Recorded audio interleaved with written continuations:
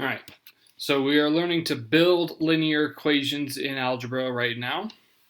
And so with linear equations, we have to look at the three forms that they can take. The first form is y equals mx plus b. This form, slope-intercept form, is our most coveted form. We want to get to slope-intercept form as often as we can. All right, in slope-intercept form, m represents our slope, that's our rise over run, and b represents our y-intercept, 0 comma something. It's always 0 comma something if we see a point for it. The second type is called standard form. It is ax plus by equals c. That's standard form. The problem with standard form is it doesn't give us anything. There's no info given. All it tells us is it's a linear equation, meaning if I graph it, it's a straight line. And then our third form, I'm going to move myself from up here in this top corner. Just going to bring it up here. All right, and it's not going to be level. It's going to kind of bother me. I'm going to write it down here. It's y. Okay, I don't know why it wasn't writing to originally. Y minus y1 equals m, parentheses, x minus x1. This one's called point slope form.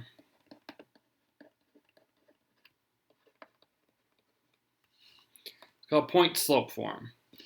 It's called point slope form because we have the slope m, just like we have it over here. But then this x1 and this y1 business is our point. So it's some random point that's on our line, basically. So if we want to kind of compare it, slope-intercept form, the two pieces of information that it gives us for free is the y-intercept, and then it tells us the rise over run from some point. Standard form tells us nothing. Basically, all we know is if I were to graph an equation in this, it's going to be a line. That's all we know. Where is it? No idea. Point and slope form, you'll have your line again, but the information that it gives you is going to be some like random point, maybe like up here on the line, and then it will tell you the slope between those like 2 points somewhere on the line. It doesn't even have to be this point and the point itself. It could find you that slope. That's all you know. All right, we use point slope form to help us build equations to get to slope-intercept form. So starting with a graph, we don't need to use point slope form. With a graph, all the information we need for slope-intercept form is readily available. We just have to go find it. So I'm going to use my creative pen here. The y-intercept is the most important point. Find it first. So that's going to be my smileys every time you see it. The next thing I like to do is find at least one, or actually I like to find two more dots to kind of confirm what my slope should be. Especially with these lines, it's kind of hard to tell. Like, if you were to ask me, like, this one looks like it's a perfect point. It crosses perfectly on the grid. But this next one looks pretty close as well. So by finding more than one dot, it helps confirm what you think the slope is. And I think another one's going to be like right about there. Found a couple dots. I want to find my rate of change, my slope. So from this dot, I have to go up 5 over 1. I'm going to do it again just to confirm. It is both 5 and 1, 5 and 1. So we know the slope is 5 over 1. The smiley face is 1, 2, 3, 4, 5 up, so it's positive 5. We could also have written this equation 5x plus 5. Try the next one. Again, I want to find multiple dots. That way I can confirm my findings. Y-intercept is pretty easy. Where does it cross the y-axis? Then some other dots that look pretty good. This one looks pretty good. This one looks pretty good. That one doesn't look bad, so I'm guessing this one as well. Want to double check my rate of change. Up 2 over 3, up 2 over 3, up 2 over 3, up 2 over 3. So Pretty sure it's 2 over 3. And then it's up 1, so we get plus 1 for our y-intercept.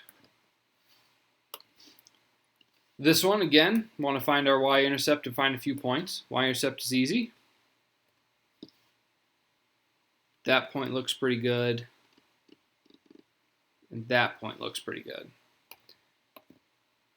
All right. The line's slanting different. This looks like it might be a negative slope. So let's start with the y-intercept. 0, -3. So I know that this says -3. And then my slope is down 1,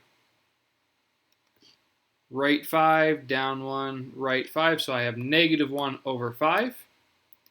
You could have easily gone the other direction. Up and left. Up and left would have been this. But that is exactly the same as this.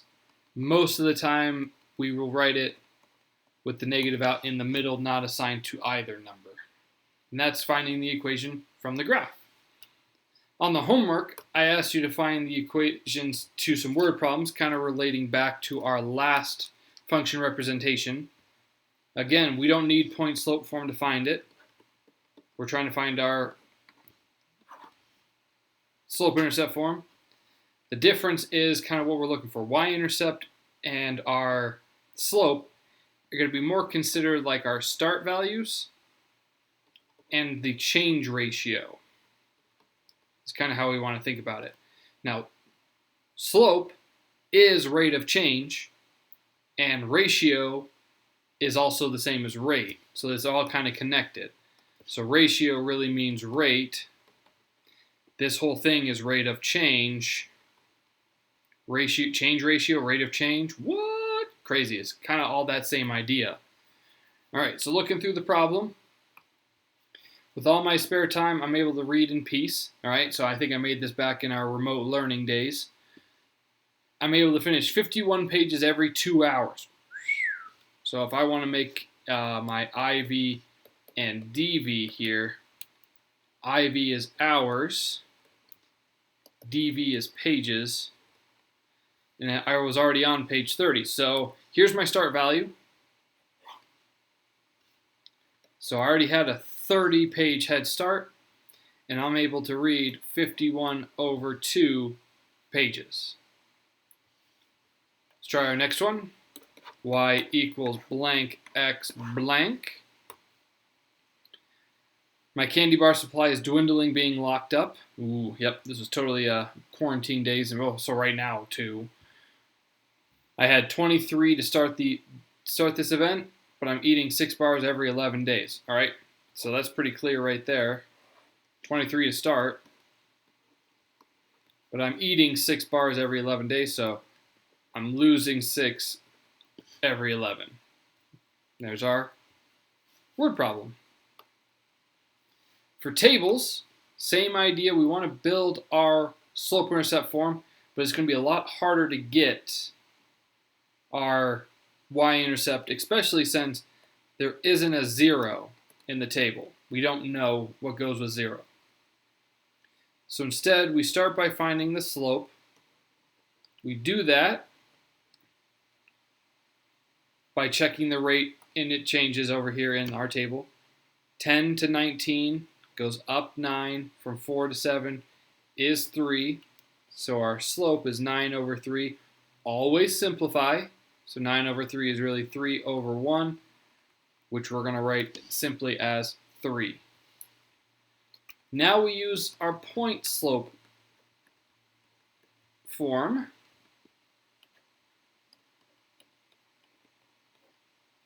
And we're going to plug in things that we know. First thing that we know, the slope is going to go right there. The second thing, we're going to have to pick one of these points. All right? So either the 4 and the 10, the 7 and the 19. Doesn't matter which one you pick. I'm going to pick the 7 and the 19 just to be a little difficult in this video. Just to show you that you can pick any of them. You probably would have picked the 4 and 10 because they're smaller. I'm going to pick the 7 and 19. Why? Because I can. Y minus 19. So look, y stays, the minus stays. Y1 becomes a 19. M is 3. X minus, now x1 is 7, so we're going to put 7 right there. Make sure that this line, there's nothing I can do. We're good. This is point slope form if we were to stop right here. But we want slope intercept form, so we need to get this to say y equals in the end. So we're going to distribute the 3.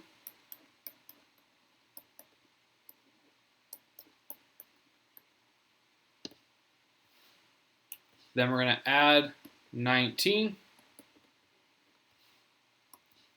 And we get y equals 3x minus 2. There's our slope intercept form equation. Let's do one more table.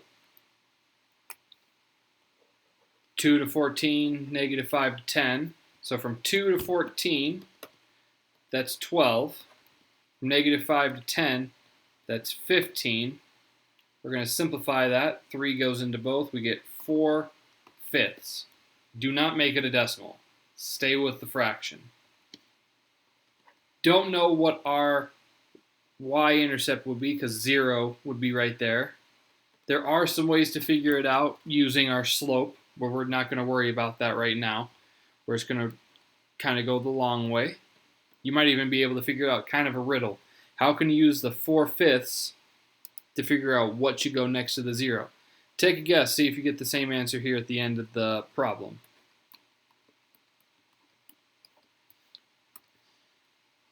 Y minus y1, m, x minus x1. So again, we're going to pick one of the points. Again, because this is a help video here, I'm going to pick the negative. Most likely you guys would have picked the positive numbers, but I'm going to pick the negative ones. So I have y minus 2 is equal to 4/5 x minus negative 5. Yes, I know what you're all thinking. You can put these two negatives and make a positive.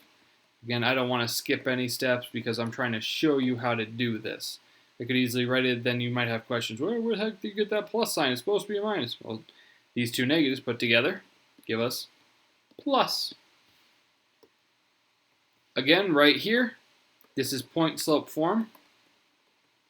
A perfectly good form. Not the one we want, though. We want slope intercept form. So we're going to distribute that 4/5. We get 4/5 x. 4 times 5 is 20. 20 divided by 5 is back to 4. Let's go orange. Maybe if I put blue and orange next to each other, the Broncos will win on Sunday. Probably not, but you know what? I can hope. There's our slope intercept form, and we're done. The last way is if we have 2 points. So let's look at this one. Let's see, do I have another one? No, this is our last one. All right, let's do this one. I changed my mind. Don't like that one. Let's do this one. All right, when it's in point form, there is a way to do it using this slope formula. So I'm going to show you that as well. And then I'm going to show you another technique so you don't have to use this one as much. So slope is equal to y2 minus y1, x2 minus x1. What that's telling us is we need to take these two ordered pairs, assign one of them to be the second point, assign the other one to be the first point, doesn't matter which one, and then plug them in. So 26 minus 11, 15 minus 6.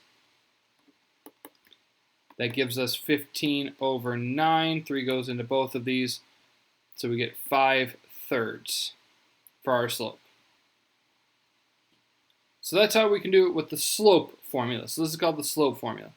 What I like to do, because I think it's a little bit more straightforward and a little bit simpler, is I'm going to make a little tiny baby T-chart right next to these points.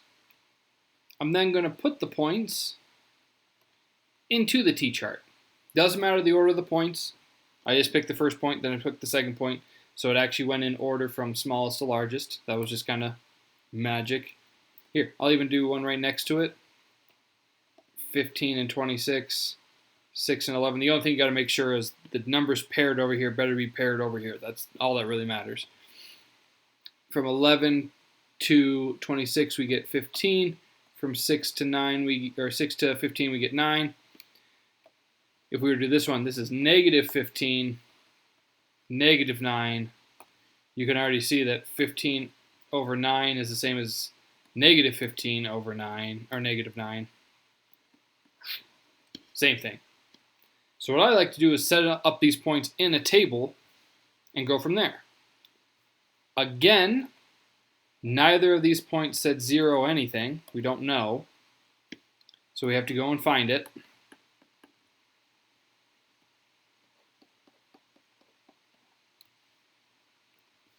I'm going to pick the 6 and the 11 for this problem. Well, that was cool. I scribbled and I made it crazy. All right, so I've got y minus 11 is equal to 5/3 x minus 6. Again, here's point slope form. We want slope-intercept form, so we're going to keep going. Y minus 11, we've distributed this, so we get 5/3 x. 5 times negative 6 is negative 30. Negative 30 divided by 3 is negative 10. We add 11, y equals 5/3 x plus 1. There's our slope-intercept form.